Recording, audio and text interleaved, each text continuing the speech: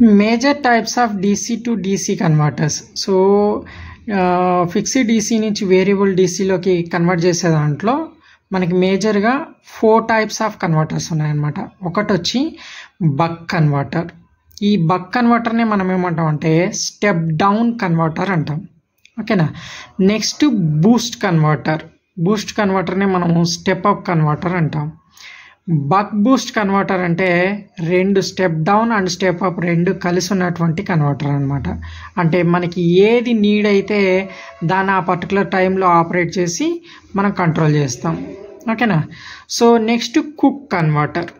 ఈ 4 very very important for 2 mark questions. So in your external exam they will ask what are the different types of DC to DC converters. So you have to write these 4 types of converters.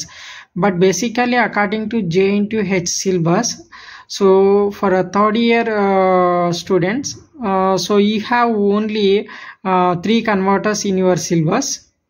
Those 3 are buck converters and boost converters and buck boost converters only. There is no any cook converter. But if any case they will ask in 1 mark question what are the different types of DC to DC converters, in the sense you have to write 4 types of converters. Okay. So here boost converter, in the sense that name only itself indicates boost up, in the sense it enhance the